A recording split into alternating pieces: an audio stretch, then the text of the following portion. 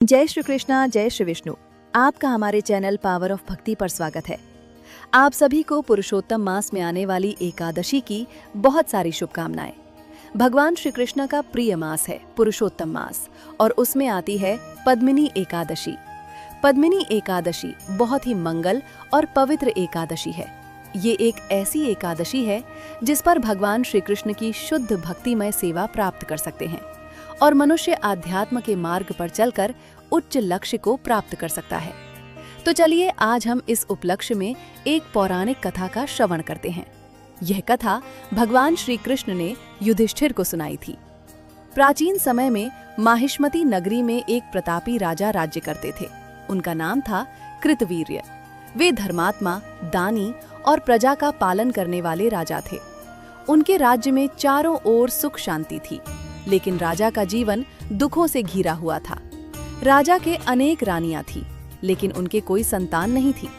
संतान न होने के कारण राजा दुख में रहने लगे और राजा ने संतान प्राप्ति के लिए ब्राह्मणों को भोजन कराया, दान दिए, तीर्थ स्थलों पर गए, लेकिन उन्हें इसका कोई फल नहीं मिला और बहुत वर्षों तक उन्हें कोई संतान की प्राप्ति नहीं हुई।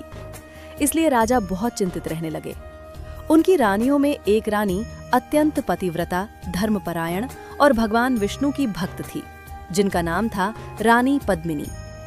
रानी ने देखा कि राजा अंदर ही अंदर बहुत दुखी रहते हैं और राजा को दुखी देखकर एक दिन रानी ने विनम्रता से कहा कि हे स्वामी, चिंता करने से कुछ नहीं होगा।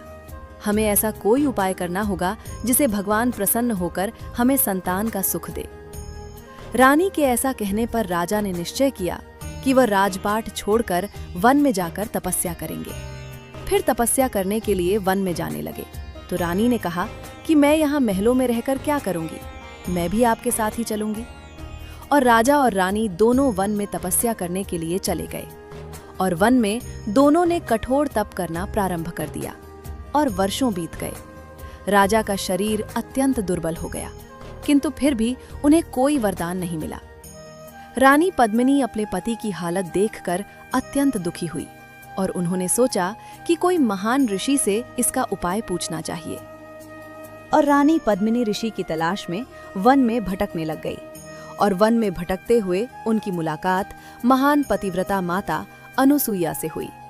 रानी ने माता अनुसुईया से कहा कि हे माता, मेरे पति वर्षों से तपस्या कर रहे हैं, परंतु हमें संतान सुख प्राप्त नहीं हुआ। कृपया करके ऐसा कोई उपाय बताइए जिससे भगवान विष्णु प्रसन्न हो सके।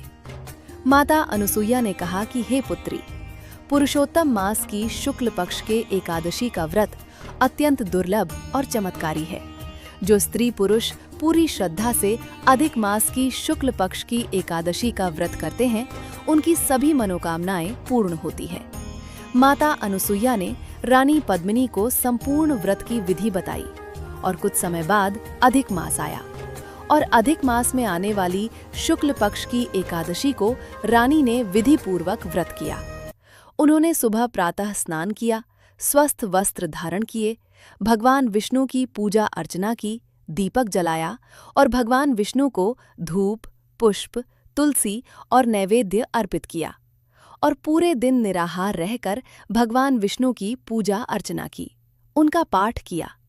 रानी पद्मिनी की भक्ति और श्रद्धा को देखकर भगवान श्री विष्णु अत्यंत प्रसन्न हुए और रानी पद्मिनी को दर्शन दिया। भगवान विष्णु रात्रि के अंतिम पहर में गरुड़ पर बैठ करके आए।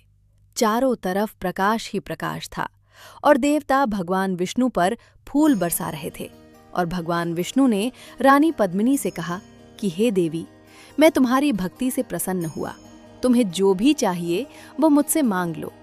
तब रानी पद्मिनी ने कहा कि हे भगवान, मेरे पति को एक ऐसा ओजस्वी पुत्र प्राप्त हो जो तीनों लोक में प्रसिद्ध हो। भगवान विष्णु रानी पद्मिनी को तथास्तु कहकर अंतर्ध्यान हो गए। कुछ समय बाद रानी पद्मिनी ने एक ओजस्वी पुत्र को जन्म दिया, जिसका नाम रखा गया कृतवीर्य अर्जुन।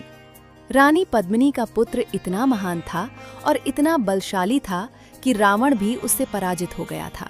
राजा और रानी को यह सुख अधिक मास की शुक्ल पक्ष की एकादशी के प्रभाव से मिला और उसी के बाद एकादशी व्रत का नाम पद्मिनी एकादशी के नाम पर रखा गया। शास्त्रों में कहा गया है कि पद्मिनी एकादशी का व्रत करने से संतान सुख की प्राप्ति होती है, घर में सुख समृद्धि आती है, पापों का नाश होता है और विष्णु लोक की प्राप्ति होती है और सभी मनोकामनाएं पूर्ण होती हैं। जो भी श्रद्धा से इस कथा को सुनता या पढ़ता है उसे हजारों यज्ञ के समान पुण्य की प्राप्ति होती है। बोलिए श्री विष्णु भगवान की जय। दोस्तों, अगर आपको हमारी यह वीडियो अच्छी लगे तो लाइक करना, हमारे चैनल को सब्सक्राइब करना और कमेंट में जय श्री कृष्णा, जय श्री विष्णु, जय पुरुषोत्तम मास जरूर लिखना।